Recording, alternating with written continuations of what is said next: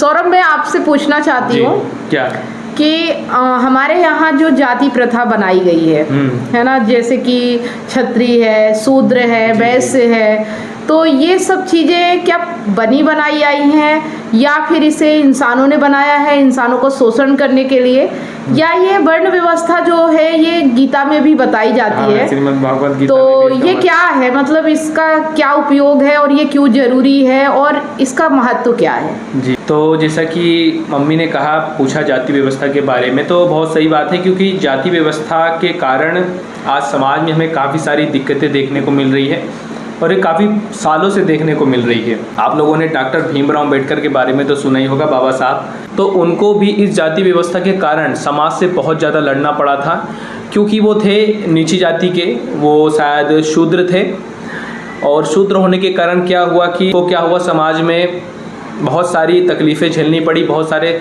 जो ऊंची जाति वाले थे, जो ब्राह्मण थे, जो क्षत्रिय थे, जो वैश्य थे, उनके कारण बहुत ज़्यादा उनका शोषण हुआ, उनके बहुत ज़्यादा तकलीफ़ देखने को मिली, और उन्हीं तकलीफ़ों के कारण उन्होंने अब कानून ला दिया है, जिसके कारण अभी फ़िलहाल उतना शोषण नहीं हो रहा है। लेकिन फिर भी आज भी लोगों के दिमाग में जाति व्यवस्था भरी पड़ी है। लोग अपनी जाति का घमंड करते हैं कि मैं क्षत्रिय हूँ, मैं तो ब्राह्मण हूँ, और जो नीची जाति वाले होते हैं उनको एक अलग नज़रिए से देखते हैं। तो ये काफ़ी सालों से चला आ रहा है कि जो जिस जाति में पैदा हो गया, अगर छोटी जाति में पैदा हो गया तो वो छोटा हो गया, वो अछूत हो गया, और बड़ी जाति में पैदा हो गया तो वो बहुत बड़ा इंसान हो गया, बहुत शुद्ध इंसान हो गया। तो देखिए, जाति व्यवस्था 4 भागों में बांटी गई है। हमें श्रीमद् भागवत गीता में जब श्री कृष्ण अर्जुन को ज्ञान दे रहे थे तो उन्होंने इस बारे में बात की थी। तो श्री कृष्ण ने बताया था, ये जो इंसान की कर्म है इनको मैंने 4 भागों में बांटा है, ब्राह्मण, क्षत्रिय, वैश्य और शूद्र। तो कुल मिला के उन्होंने एक चीज़ ये बताई थी कि इन सबको मैंने कर्म के अनुसार बांटा है। अब कर्म के अनुसार बांटने का मतलब क्या है कि अगर कोई व्यक्ति क्षत्रिय है तो उसको हम इसलिए क्षत्रिय नहीं कहेंगे क्योंकि वो एक क्षत्रिय धर्म में पैदा हुआ, उसके पिताजी क्षत्रिय थे, उसके दादाजी क्षत्रिय थे। अगर वो क्षत्रिय बनना चाहता है तो उसको क्षत्रिय जो धर्म है, उनके जो नियम है, उनका पालन करना पड़ेगा। क्षत्रिय माने कौन? क्षत्रिय वो जो अपने धर्म के लिए लड़ता है, जो सच्चे धर्म के लिए अपनी जान देने के लिए भी न्यौछावर रहता है। अगर आप क्षत्रिय धर्म में पैदा हुए लेकिन आप अधर्म का साथ दे रहे हैं, आप गलत चीज़ें कर रहे हैं, आप जानते हैं कि ये चीज़ें गलत है फिर भी आप कर रहे हैं, तो फिर आप क्षत्रिय नहीं रहे। इसका एक मैं सिंपल सा आज के ज़माने में अगर उदाहरण दूँ कि मान लीजिए आपके पिताजी डॉक्टर हैं, ठीक है, तो क्या आप डॉक्टर बन जाएंगे आपके पिताजी के डॉक्टर होने से? बिल्कुल नहीं। आपको 4 साल की पढ़ाई करनी पड़ेगी, MBBS की डिग्री लेनी पड़ेगी। हाँ, आप डॉक्टर के बेटे जरूर हो सकते हैं, लेकिन आप डॉक्टर तो नहीं बन सकते ना। उसी तरीके से जाति व्यवस्था भी है, और श्रीमद् भागवत गीता में यही बताया गया है कि अगर आप ब्राह्मण के घर जन्मे तो आप ब्राह्मण नहीं हो जाते। आपको जो ब्राह्मण, जिस तरीके से श्री कृष्ण ने उनका वर्णन किया है कि ब्राह्मण कैसे होते हैं, ब्राह्मण समझ लीजिए बहुत ज्ञानी होते हैं, वो अपने ज्ञान का सही उपयोग करना जानते हैं। जिसने वेद नहीं पढ़ा है वो ब्राह्मण हो ही नहीं सकता। हाँ, यही मतलब कि जिसने ज्ञान नहीं लिया, जिसने वेदों का पठन नहीं किया, जिसने ब्रह्म को नहीं जाना, जो ब्रह्म होता है, उसी तरीके से वैश्य हो गए और जो शूद्र हो गए। तो यही चीज़ें हैं कि आप कर्म के अनुसार जाति व्यवस्था बनाई गई थी, ना कि जन्मजात बनाई गई थी, और लोगों ने इसका गलत अर्थ निकाल लिया। लोगों ने सोचा कि अगर क्षत्रिय धर्म में पैदा हुआ तो क्षत्रिय है, ब्राह्मण में पैदा हुआ तो ब्राह्मण है, शूद्र में पैदा हुआ तो शूद्र है। एक बात उसमें यह भी थी कि कोई किसी से नीचा नहीं है इस जाति व्यवस्था में। शूद्र ब्राह्मण से नीचा नहीं है, अलग हो सकता है, क्योंकि वो जो काम कर रहा है वो अपने लिए थोड़ी ना कर रहा है, वो भी उसके जो प्रोडक्ट बनाता है। जैसे कोई शूद्र है, वो अब जूता वो कर रहा है, पॉलिश कर रहा है, अगर वो काम नहीं करेगा तो आपको करना पड़ेगा, कोई ना कोई तो उस काम को करेगा ना। और ऐसा तो है नहीं कि आप वहाँ जाके नहीं करवाते। यही है कि जाति व्यवस्था को बहुत अच्छे तरीके से बनाया गया था, लेकिन लोगों ने उसका गलत अर्थ निकाल लिया, और जिस कारण से हमको बहुत गलत देखा गया। इसमें बेचारे जो नीची जाति वाले थे उनका शोषण हुआ, और उनका शोषण किया ऊंची जाति वालों ने।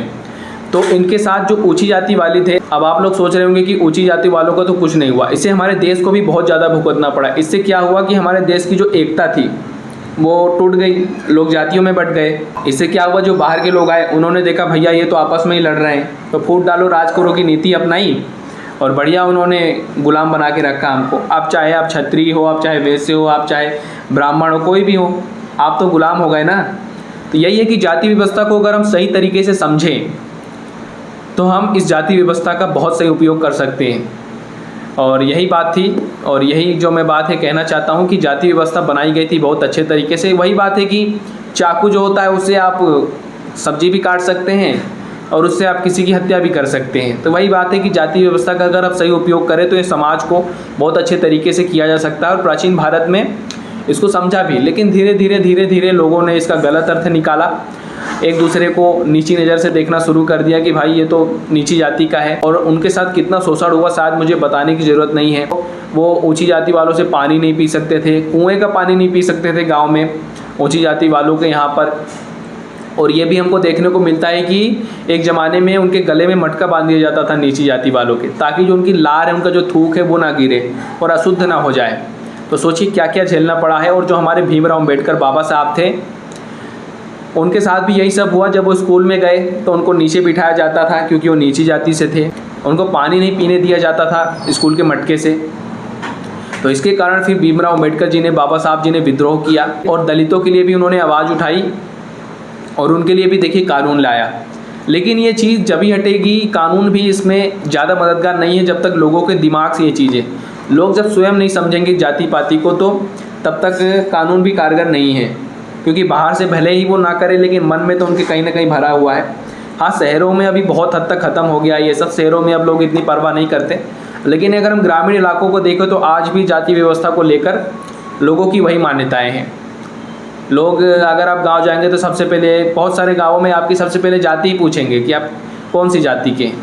तो यही है कि इस धारणा के कारण बहुत सारा शोषण हो चुका है, देश बर्बाद हुआ है।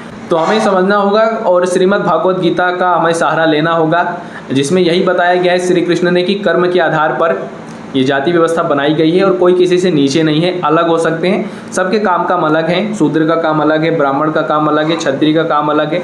और ऐसा भी नहीं है कि एक आदमी एक ही जाति का हो सकता है। मज़े की बात है कि आप चारों जाति के हो सकते हैं। अगर आप धर्म के लिए लड़ते तो आप क्षत्रिय हो गए, अगर आपने वेदों का अध्ययन किया है और ज्ञानी है तो आप ब्राह्मण हो गए, अगर आप बिजनेस करते हैं यानी कि सेवा आदान प्रदान करते तो आप वैश्य हो गए, और अगर आप अपने जो छोटे मोटे काम हैं करते हैं तो शूद्र हो गए। और छोटे मोटे काम जैसे इंसान हैं, सभी इंसान हैं, सोच क्रिया तो करते ही हैं सभी।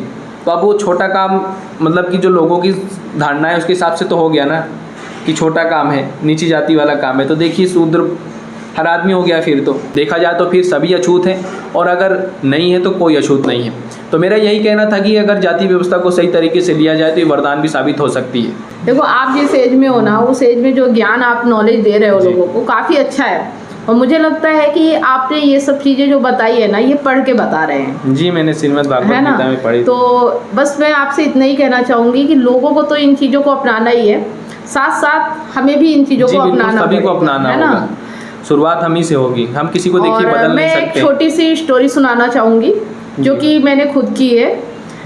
मैं गांव में गई थी, गांव में रह रही थी, और जहाँ पे जाति प्रथा बहुत ज़्यादा चलती है, वहाँ पे एक शूद्र जाति जो कि ढीमर कहार बोला जाता है, मतलब नीची जाति है समाज के नज़र से, जो घड़े वगैरह बनाते हैं, जो बांस की टोकरी वगैरह होती है उनका निर्माण करते हैं। तो इन जाति के लोगों को अभी भी गांव में छुआ नहीं जाता, मतलब छुआछूत की दृष्टि से देखा जाता है। अपने घर के अंदर आना तो बहुत दूर की बात है, इसे दरवाजे से ही मतलब इनके साथ बात व्यवहार की जाती है। घर के अंदर बिल्कुल इन्हें नहीं घुसने दिया जाता है, पानी वगैरह इनका छुआ हुआ नहीं पिया जाता है। तो मैंने जब वहाँ पे गई तो मुझे काम वाले की ज़रूरत थी, है ना, और जहाँ पे मैंने काम के लिए ढूंढा तो मुझे इसी जाति की महिला मिली। तो मैंने उन्हें अपने घर पे घर का काम करने के लिए, किचन का काम कर रहे हैं, झाड़ू पोछा कर रहे हैं, तो ये सब करने के लिए रखा था। और इससे मैं आप लोगों को ये बताना चाहती हूँ कि मुझे, चाहे मैं गाँव में रहूँ चाहे शहर में रहूँ, वैसे तो ये शहर में रहने से वृत्तियाँ हो जाती है कि हम शहर में रहते हैं इसलिए हम ये छुआछूत नहीं मानते हैं। हाँ, यहाँ पर लेकिन मैं गांव में थी तब भी नहीं मानती थी, है ना। बहुत सारे लोग मुझे बोलते रहते थे, पर पता नहीं क्यों मेरे दिमाग में ये सब नहीं आता था। और इसे मैंने किया भी कि मैंने अपने घर में उन्हें काम दिया और उन्हें पेमेंट मिलती थी, और उन्हें काफ़ी अच्छा लगता था कि हम उनके साथ फेमिलियर होके रहते थे। मतलब उन्हें ये एहसास नहीं होता था कि मैं छोटी जाति से हूँ या छुआछूत वाली हूँ, ऐसा मैंने कभी उन्हें महसूस नहीं होने दिया। आपने तो महसूस नहीं किया, लेकिन गाँव के जो बाकी लोग थे, आपकी जो माता पिता थे, वो भी रहते थे साथ, तो उनका क्या रिएक्शन था? पहले तो माता पिता का रिएक्शन था कि ये गलत है या नहीं रखना चाहिए, लेकिन फिर मेरी जीत के आगे मजबूर हो गए और रहते थे, भले वो अपने आगे कुछ भी करते हो लेकिन मेरे साथ पिता को तो आपने बताया ही नहीं था और आपकी माता ने भी मना कर दिया था, वो क्यों किया था? देखो क्या होता है कि मम्मी के मन में कहीं ना कहीं ये डर रहा होगा कि शायद उनको पता चल जाए तो घर में खाना पीना ना खाएं। तो मतलब अभी भी हाँ, मतलब अंदर से उनको ये लग रहा है, डर तो रहता ही है। अब ये है कि मैं करती थी इसलिए वो सहमति हो गई, लेकिन अगर सोचा जाए तो वो इन चीज़ों को एक्सेप्ट नहीं करते, चाहे वो कितनी भी तकलीफ में होंगे। लेकिन हाँ, मतलब कि अभी भी गाँवों में ये बहुत तेजी से चल रहा है। शहर में क्या होता है कि यहाँ फैक्ट्रियाँ हैं, यहाँ सब एक जैसा काम करते हैं, यहाँ काम करने का तरीका बदल गया है, तो यहाँ भेदभाव नहीं है।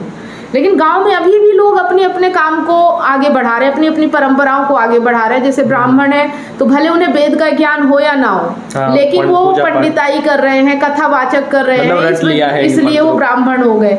अभी भी जो छोटी जाति के लोग होते हैं वही ये सब करते हैं, सुअर पालन वगैरह जो है, और ये जो बांस की टोकरी ओकरी बनाना है, ये काम उन्हीं का होता है। जो वहाँ पे चर्मकार लोग होते हैं वो जूते चमड़े के बनाना और ये सब, मतलब अभी भी वहाँ अपने जाति के हिसाब से ही काम चल रहा है गाँव में अगर देखा जाए, और इसीलिए वहाँ पे ये चीज़ें अभी भी ख़त्म नहीं हो रही है। तो अगर इन चीज़ों को ख़त्म करना है तो एक ही उपाय है ज्ञान। बिना ज्ञान के दुनिया में कुछ भी नहीं हासिल किया जा सकता, ना किसी चीज़ को ख़त्म किया जा सकता है। तो हम लोग तो गीता का ज्ञान ले रहे हैं, लोगों के साथ शेयर भी कर रहे हैं। अब बस आप लोगों को देखना है कि आपको कैसी ज़िंदगी जीना है। अगर आप उनकी जगह हो, अगर आपके साथ कोई ऐसा करे तो आपको कैसा लगेगा, ये थोड़ा मन से सोचिए, विचार कीजिए और सही नॉलेज लीजिए, सही ज्ञान लीजिए। सिर्फ कही हुई बातें या परंपराओं के चलते कि हमारी ये परंपरा है इसलिए हमें ये मानना ही होगा, अब आंखों में पट्टी बांध के ज़िंदगी को मत जिए। अच्छा, आपने एक वाकया बताया, एक वाकया मैं भी बताना चाहूँगा कि गांव में देखिए दुकानें तो नहीं होती, जैसे कि चूड़ी इन सब चीज़ों की होती है, वहाँ उन जाति की महिलाएं होती हैं। जिसे आपने कुहारिन बोला तो वो भी मतलब समझ लीजिए उन्हीं प्रकार की जाति की कचेर, मतलब वो जो चूड़ी कंगन कांच हो गया, शीशा हो गया, सब बेचने आती है। तो नानी के घर आई एक दिन एक महिला, ये सब लिया हुआ था उनने। तो नानी ने शायद कांच खरीदा, शीशा खरीदा और कुछ कंगन वंगन खरीदा। तो जब नानी उनसे ले रही थी तो मैंने देखा कि उन्होंने हाथ का संपर्क नहीं किया, मतलब उन्होंने ऐसे छोड़ दिया या फिर रख दिया तो उन्होंने पकड़ लिया। मैंने पूछा आपने ये क्यों किया, नानी से पूछा तो नानी ने धीरे से बोला कि ये उस जाति की हैं और ऐसा ही चलता है। तो मुझे ये समझ नहीं आता कि ये आदमी दो तरह का व्यवहार क्यों करता है। अगर इंसान को नीची जाति से इतनी दिक्कत है तो वो उनसे फिर सामान क्यों ले रहा है। यानी आदमी अपने हिसाब से जाति व्यवस्था को बना के रखा है। अगर आपको उनसे दिक्कत है, आपको अछूत लगते हैं, तो आप उनकी जब चीज़ें लेंगे तो आप अछूत नहीं हो जाएंगे। सिर्फ छूने से आदमी कैसे अछूत हो जाएगा। अगर उन्होंने किसी चीज़ को छू लिया और आपने भी उसको छू लिया तो आप अछूत नहीं हो गए। अगर मान लीजिए आपको किसी दिन अस्पताल में खून की ज़रूरत पड़ी, आप मरने की कगार पे, तो आप क्या देखेंगे कि कौन सी जाति का इंसान है। देखो आज के समय में जो विज्ञान है ना, काफ़ी हद तक वो इन सब चीज़ों को ख़त्म करने में सहयोगी हो रहा है, क्योंकि विज्ञान के कारण ही आज खून किसी का भी हम चढ़वाते हैं, या जिनके घर से हम रोटी नहीं खाते, पानी नहीं पीते, आज उनका हम खून अपने शरीर पे चढ़वाते हैं। क्यों? क्योंकि विज्ञान ने मजबूर कर दिया इंसान। हाँ, तो वही मैं कह रहा हूँ कि जब मजबूरी आती है तो आदमी फिर बदल क्यों जाता है। मतलब यही बात है कि ग्रंथ में ऐसा कुछ नहीं लिखा है, आप अपने हिसाब से चला रहे हैं। जब तक आपको शोषण करने में मज़ा आता है, मतलब इंसान की जहाँ तक सीमा होती है वहाँ तक करता है, और जब उसको दिखता है कि उसका नुकसान हो रहा है जाति व्यवस्था के कारण, तो वहाँ वो नहीं कर रहा है। ये दोगले इंसान, यही बात है कि फिर दोगलापन क्यों है समाज में। इन चीज़ों को खत्म करना है तो एक तो विज्ञान काम कर ही रहा है, और इसके साथ साथ अध्यात्म और विज्ञान दोनों एक साथ मिलके काम करते हैं, एक दूसरे का विरोध नहीं करते हैं। और जहाँ सवाल है, विज्ञान हमें बाहर की चीज़ों की जानकारी देता है और अध्यात्म हमें अंदर की चीज़ों की जानकारी। वही है कि गाँवों में भी शायद यही एक बड़ा कारण है कि वहाँ पर जो साक्षरता दर है वो भी बहुत कम होती है। लोग बहुत कम पढ़े लिखे होते हैं और रूढ़िवादी मान्यताओं में फंसे हुए रहते हैं, तो शायद यही भी एक कारण हो सकता है। और अधिकतर ज्ञानी लोगों को आप देखेंगे कि वो अपने गाँवों से बाहर निकल जाते हैं, शहरों में रहते हैं या फिर कहीं और चले जाते हैं। तो ये भी एक कारण है, क्योंकि गाँवों में एक समाज सिस्टम होता है, आप अकेले वहाँ विरोध नहीं कर सकते, और विरोध करके आप रह नहीं पाएंगे क्योंकि सब लोग आपसे बंद कर देंगे पूरी तरह से नाता, और फिर आप वहाँ अकेले क्या कर लेंगे। तो यही बात है कि विद्रोह करना इतना आसान नहीं होता है, लेकिन करना तो पड़ेगा। चीज़ों को खत्म करना बहुत जरूरी है, बहुत ज़रूरी है, क्योंकि इससे हमारा जो भारत है, हमारा देश है, वो पीछे का पीछे ही रह जाएगा। कोई विकास नहीं होगा देश में, और इसी तरीके की रूढ़िवादी मान्यताएं हमारे देश को धीरे धीरे ख़त्म कर देंगी। तो ठीक है फ्रेंड्स, कौन कौन हमारी इस बात से सहमत है आप लोग कमेंट करिए। और अगर आप एजुकेशन लेना चाहते हैं, वास्तव में आध्यात्मिक ज्ञान आप जानना चाहते हैं कि गीता कैसे पढ़ी जाती है, गीता क्या है, और इन सब चीज़ों के बारे में, आध्यात्मिक चीज़ों की जानकारी आप भी चाहते हैं, आप भी अपने आप को जानना चाहते हैं, समझना चाहते हैं, दुनिया को देखना चाहते हैं, दुनिया को देखने का नज़रिया अपने अंदर अलग लाना चाहते हैं, तो आप भी ज्ञान के मार्ग पे आगे बढ़िए और कमेंट करके बताइए कि आप लोग हमारी इन बातों से सहमत है या असहमत है। जो भी है आप कमेंट करिए, और जानकारी के लिए आपको दिए गए नंबर पे कांटेक्ट करना है। हम आपको पूरी मदद करेंगे। जिस तरह से हम अपने जीवन में ज्ञान का प्रकाश लेके आ रहे हैं, उस तरह आपकी भी हेल्प करेंगे, आप भी अपने जीवन को बेहतर बना सकते हैं। तो चलिए दोस्तों, आज के लिए बस इतना ही।